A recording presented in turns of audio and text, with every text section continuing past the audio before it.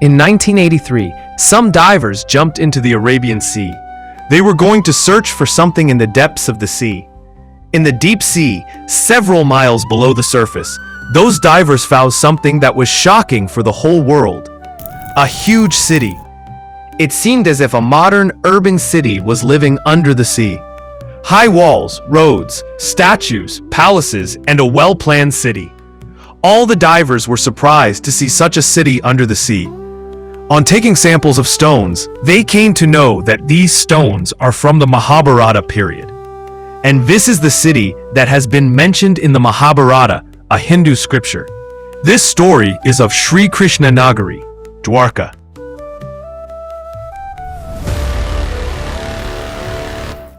Dwarka, one of the 4 dhams of Lord Vishnu, in Jamnagar district of Gujarat, a small town on the coast of the Arabian Sea, where thousands of Krishna devotees come from far and wide to see the Lord. According to the 10th chapter of the Bhagavata Purana, after killing Kansa, Lord Sri Krishna started living with the Yadav clan in Mathura. Angered by the death of Kansa, his father-in-law Jarasandha attacked Mathura. One after the other, Jarasandha attacked Mathura 17 times. Disturbed by these continuous attacks, Sri Krishna decided to leave Mathura and go somewhere else. He ordered the construction of a huge city on the sea. But this was not possible without the permission of the sea god. At that time, Sri Krishna prayed to the sea god. The sea god was pleased and blessed Sri Krishna with 12 yojanas of land in the middle of the sea. On this land, Lord Vishwakarma built Dwarka. Dwarka was a well-planned city which can beat the urban planning of today's time. Roads, golden palaces, big gates, gardens, ponds, and everything was built with a great structure. In the middle of the city was Sri Krishna's palace, which was the most beautiful building here. When this city was built, Sri Krishna brought his family and the entire Yadav clan from Mathura with his magical powers. After this, he went to Mathura and fought with Jarasandha and Kalyavan. After his victory, Lord Krishna returned to Dwarka and started living happily with his family. But, just like every creature born on this earth is trapped between happiness and sorrow, Sri Krishna was also a part of this circle. Because even after being God, he took the form of a human to teach the world.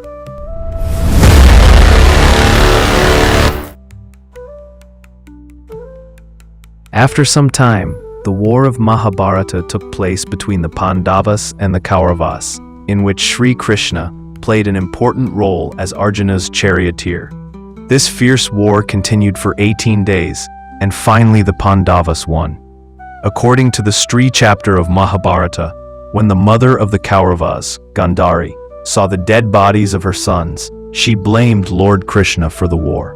In anger, she cursed Lord Krishna that just as her sons and their dynasty were destroyed, in the same way, 36 years later, the descendants of Lord Krishna would fight and die in the war.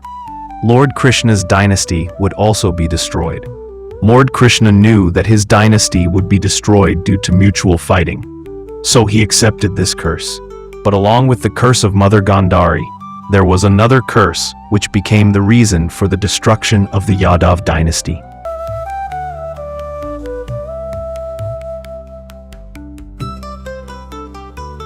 Once many great sages came to a holy place named Pindarak near Dwarka. Seeing them, Lord Krishna's son Samba and some of his friends came and planned to play a prank on the saints. Samba disguised himself as a pregnant woman and went to the sages and asked them about their unborn child. Seeing his prank, the saints got angry and cursed the boys that Samba will give birth to an iron pestle which will cause the destruction of the Yadava dynasty. When the boys looked, they found a real iron pestle in Samba's clothes. When King Ugrasen, Krishna's grandfather, came to know about this, he broke the pestle into pieces and threw it into the sea. A fish swallowed those pieces. The fish got caught in the fisherman's net, and when it was cut, the same iron pieces came out of its stomach. A hunter used these pieces to make poisonous arrows. But how did the iron pestle become the cause of destruction of the Yadava dynasty, even after being cut into pieces and destroyed? 36 years had passed, and the time had come for Gandhari's curse to be fulfilled. The Yadava dynasty was intoxicated with alcohol. Slowly, they started fighting among themselves. This fighting increased so much that a war broke out within the Yadava dynasty. The sons of Lord Krishna also started fighting among themselves. One by one, the entire dynasty was destroyed. Apart from this, Balramji also left the earth.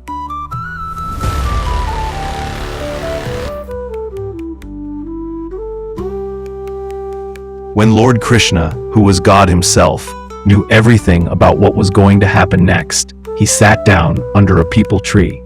At that time, a hunter named Jara shot an arrow at him, mistaking him for a deer. This was the same hunter who had made arrows from the pieces of the fish's stomach. The poisonous arrow hit Lord Krishna's feet.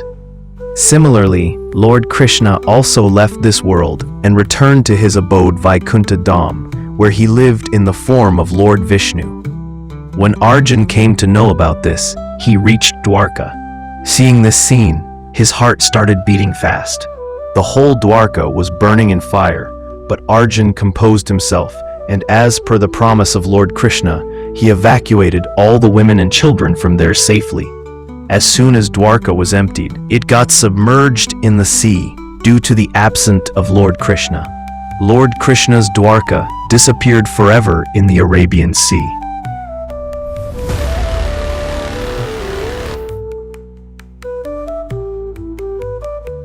At present, Dwarka is divided into two parts, Dwarka and Bet Dwarka. Dwarka is a city situated on the seashore. Bet Dwarka is an island in the middle of the sea.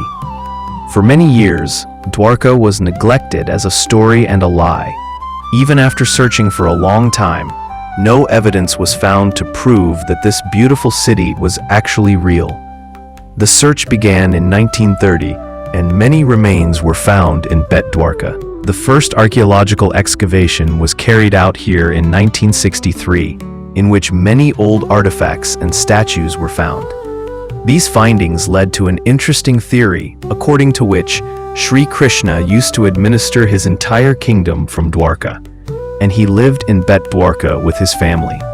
After this, between 1983 to 1990, an underwater archaeologist, Dr. S.R. Rao, and his team came forward to accomplish this mission. After searching for many days underwater, they found the ruins of an amazing city.